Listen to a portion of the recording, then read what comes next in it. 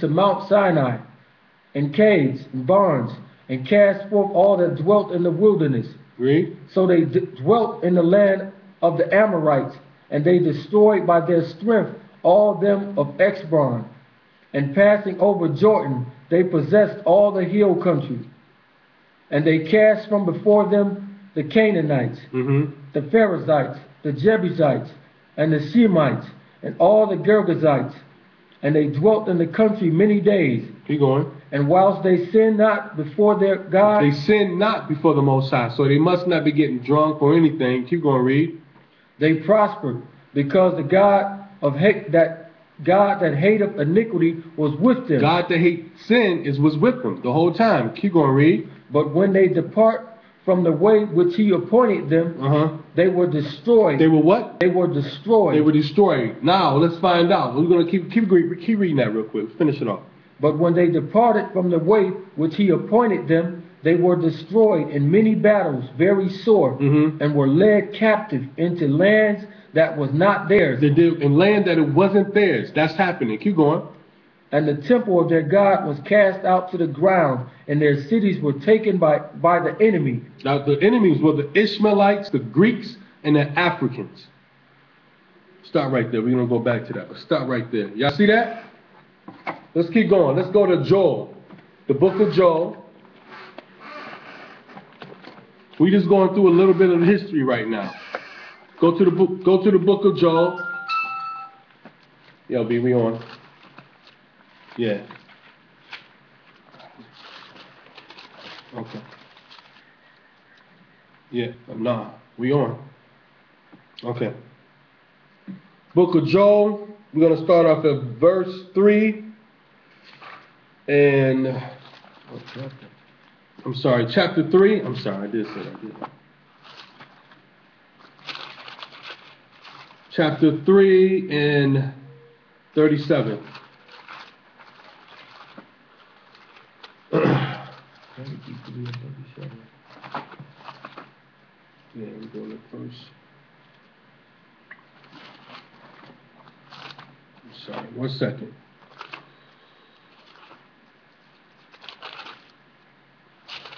Joel chapter 3, and we starting at verse, I'm sorry, I did say 27. Verse, what is that? Oh, man.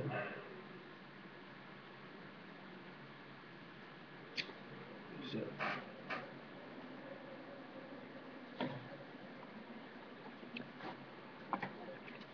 What scripture is that? What are you talking about? Oh man, I just lost that scripture. All right, we'll come back to that. Let's go back to I want to show something. Go right here real quick. We go back to that scripture.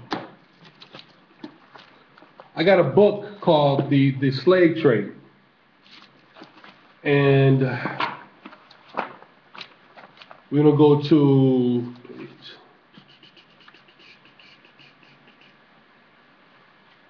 23 right here for me.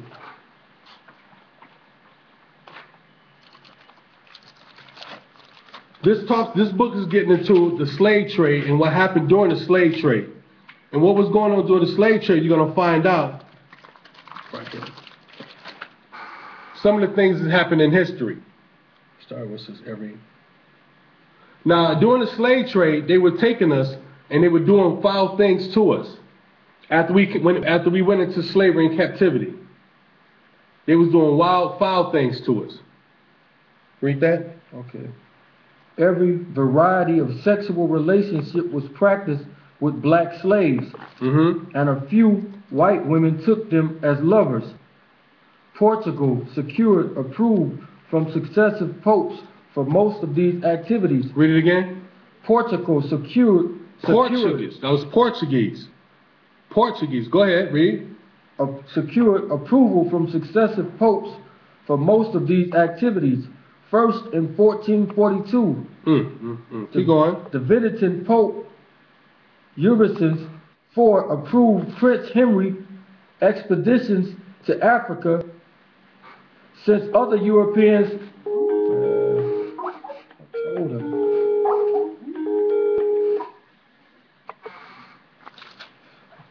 Read. Hold on. That's what Since other European monarchs had shown themselves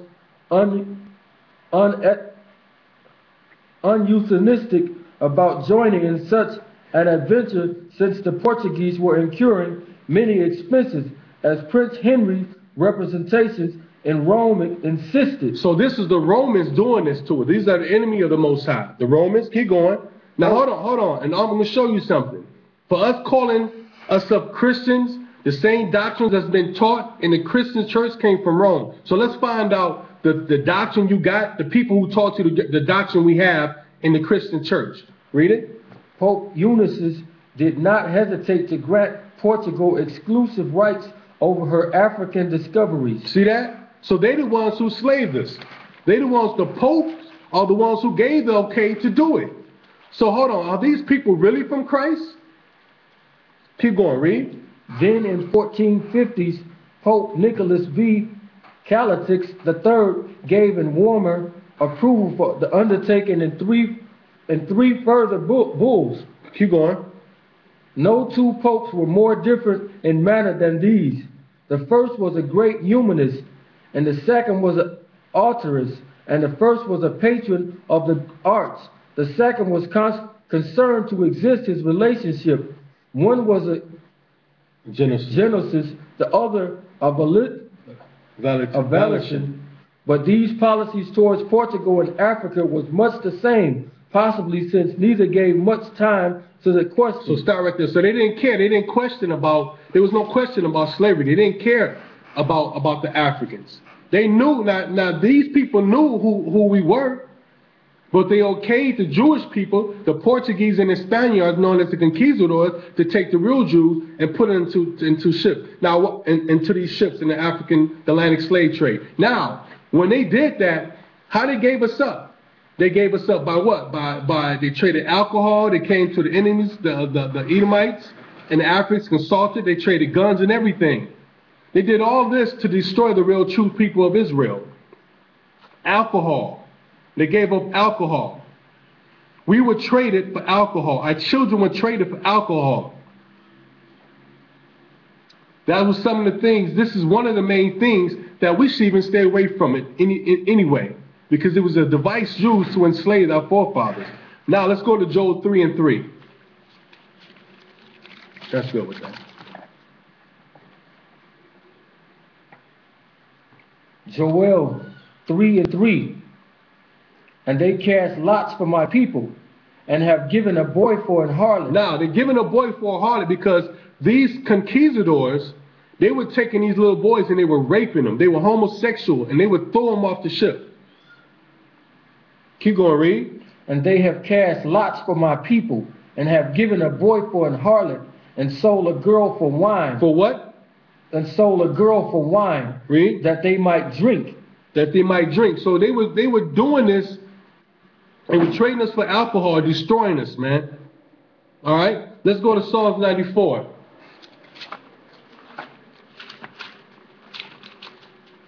Now, I'm just going to brief history, and I'm sure a lot of us know it, but I want to bring scripture with history and show one of the main reasons, show the good part, how the Lord kept us away from alcohol, and show once we started, we fell from sin, alcohol and everything else came into the lives of Israel.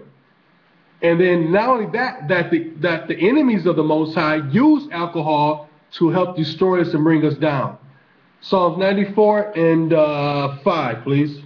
Psalms 94 and 5. They break in pieces thy people, O Lord, and afflict thy inheritance. And do what? And afflict thy inheritance. Read.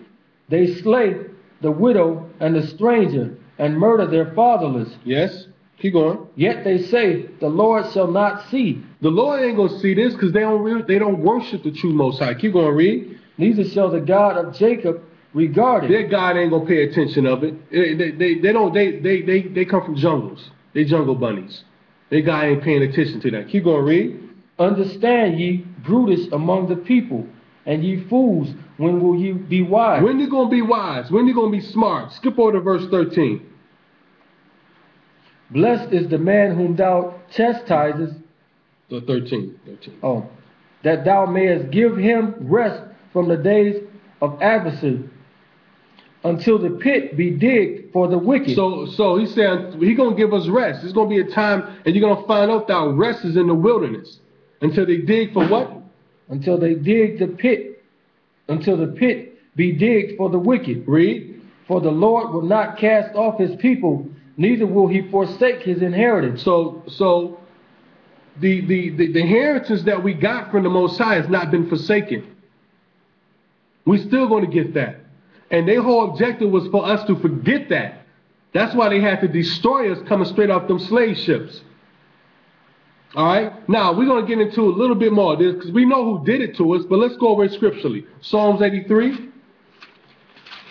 Because we got to keep in mind who these people are. While we have brothers out there trying to be just like these cats, the children of the forefathers who sold us for alcohol, there's people who did this to us. We're trying to be like them.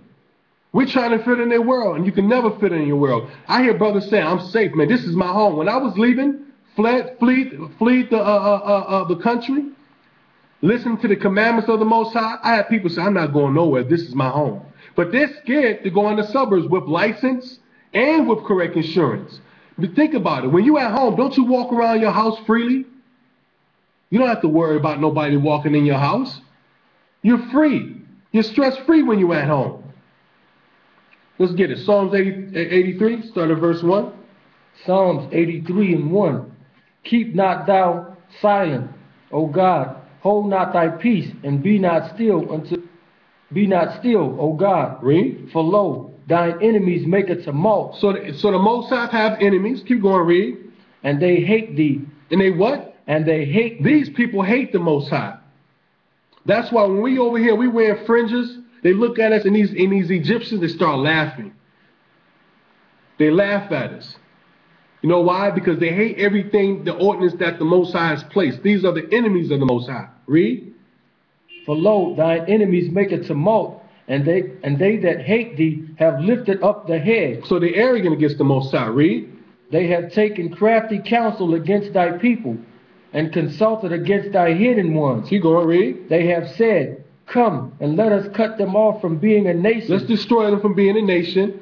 By how they do that? With the alcohol. It was one of the tools they use. Read. That the name of Israel may be no more in remembrance. Right, read. For they have consulted together with one consent. They have confederate against thee. Read. The tabernacles of Edom. Your modern day white folks. And the Ishmaelites. Arabs. Keep going. And Moab. And the Hagarians. Gebal. And Ammon. And the Amalek. And the Philistines. Stop right there. These are Africans. So now you know who your enemies are. These are the enemies of the Most High.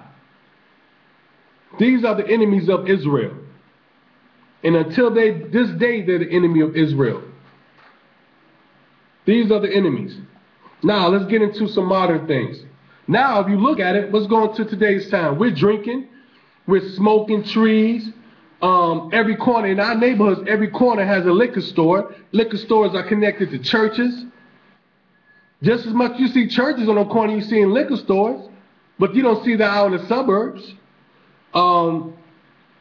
They got more advertising of cognac and all kinds of liquor in our neighborhoods on billboards. And we have people and we have our women, you know what I'm saying, who basically, and our men who headhunt. We get drunk before we go to the bars. Then when we get to the bar, we get lit up with the music. The guy and the fellas, we know what we're doing. We know what we're doing. Excuse me. So Paul.